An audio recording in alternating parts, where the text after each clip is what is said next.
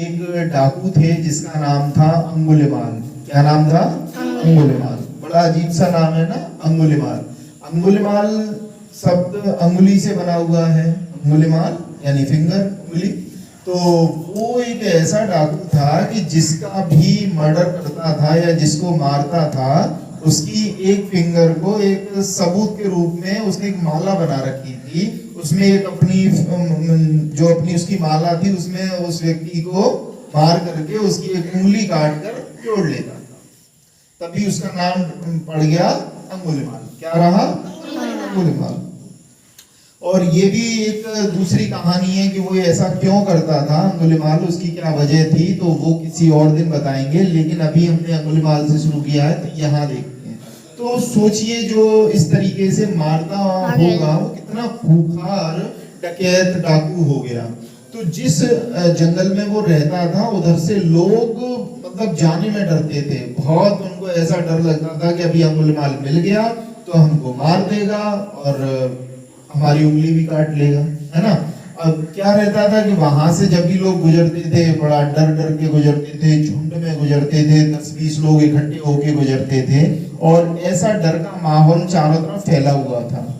तो एक बार ये जो बात है महात्मा बुद्ध जी जो कि महान संत रहे और उनको पता चली महात्मा बुद्ध को, तो वो उस गांव में आए होंगे। वहां महात्मा बुद्ध को ये बताया कि यहाँ एक डाकू है और आप इस रास्ते से मत गुजरिए, बहुत ही खतरनाक डाकू है, वो तुरंत मार देता है लोगों को। कुछ तो लूटते को मार देता है, तो लूटने वाले से तो फिर मारने वाला खतरनाक हुआ ना, तो डरना स्वाभाविक है सभी का। तो बहुत लोग सभी उससे वहां डरते थे और सभी ने मना किया उनसे, बुद्ध जी से, कि महात्मा बुद्ध आप इस रास्ते से न जाइएगा क्योंकि इसमें ये जो इस रास्ते पर डाकू मिलेगा और वो डाकू मार देगा। लेकिन क्योंकि वो महात्मा बुद्ध थे, महान ज्ञानी थे और उनका तो उद्देश्य ही ये था कि मैं समाज में फैली हुई कुरीतियों को दूर करूंगा, समाज को एक अच्छे लोगों की उपलब्ध कराऊंगा। समाज में जो भी ये कुरीतियां फैली हुई हैं, जहां दोष है, जहां लोग गलत रास्ते पर हैं, जिसको बोलते हैं भटक रहे हैं, वो भटकाव से अपने सही रास्ते पर आ जाए। तो उन्होंने निश्चय किया कि नहीं, मुझको इसी रास्ते से जाना है और मैं जाऊंगा, मैं भी मिल लूं जरा अंगुलिमाल से। तो हुआ ऐसा, वो उसी रास्ते से गुजर रहे थे और अंगुलिमाल तो बैठे ही था और अंगुलिमाल को उस समय अपना एक प्रतिज्ञा पूरी करनी थी। तो उसके लिए एक ही वो व्यक्ति की कमी थी जिसमें उसे एक मर्डर और करना था। सिंपल सी भाषा में उसको एक व्यक्ति को और मारना था, मतलब एक उंगली और चाहिए थी। तो उसने सोचा ये आ गया मेरे लिए शिकार, ये कोई व्यक्ति आ रहा है और मेरा आज उद्देश्य पूरा हो जाएगा। तो जैसे जैसे महात्मा जी सामने आते रहे तो वो थोड़ा सा मन में प्रसन्न हुआ कि चलो मेरे लिए तो आज शिकार आ गया।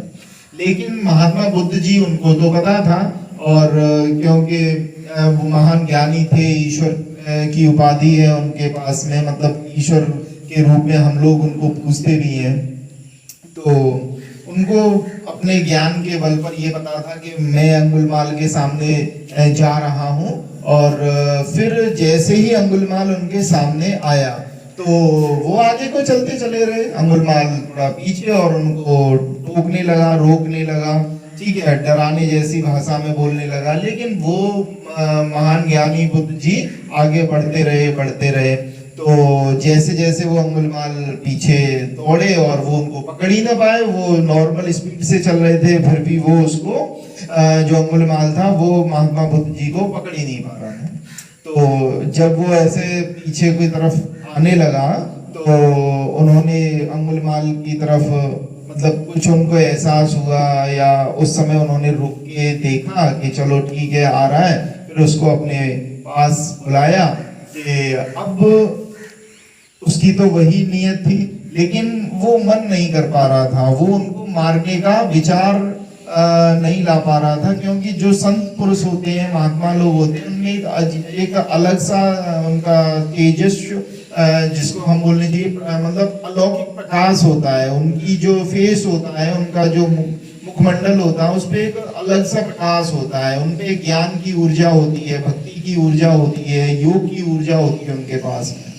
तो बुद्ध जी ने उनको उसको अंगुलिमाल को समझाया कि आप इस तरीके का कृत्य क्यों करते हो, आपकी ऐसी विचारधारा है नहीं, आप बहुत अच्छे इंसान रहे हो। क्योंकि अंगुलिमाल बचपन में बहुत ही सीधा साधा व्यक्ति रहा था, कहीं ना कहीं वो कुछ भटका हुआ था, तो बस वही भटकाव दूर करने के लिए बुद्ध जी ने उसको बताया कि आप ऐसा क्यों करते हो और इन सब की क्या आवश्यकता है।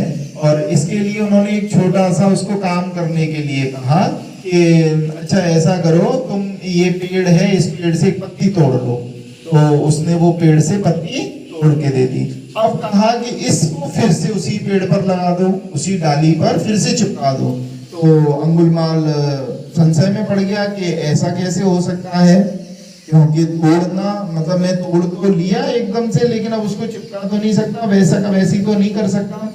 तब महात्मा बुद्ध जी ने उसको समझाया कि जब किसी पत्ती को तोड़ करके आप उसको उसकी जगह पर नहीं सेट कर सकते हो, नहीं लगा सकते हो, तो आपको क्या अधिकार है कि आप लोगों के जीवन से खिलवाड़ करो, कि लोगों का जीवन खत्म कर दो, आपको क्या अधिकार है। और इस तरीके की एक छोटी सी घटना से अंगुलिमाल को ये एहसास हुआ कि मैं एक गलत रास्ते पर चल रहा हूँ और मैं गलत कृत्य करता जा रहा हूँ इतने दिनों से।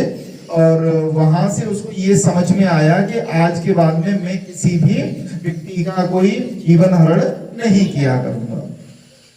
तो वहां से जो डाकू अंगुलिमाल है उसके हृदय में परिवर्तन हुआ और डाकू अंगुलिमाल फिर से एक संत के रूप में या एक मतलब सादा मनुष्य के रूप में, जिसने ये हत्याओं का विचार छोड़ दिया, एक सामान्य जीवन जीने लगा। ठीक, धन्यवाद।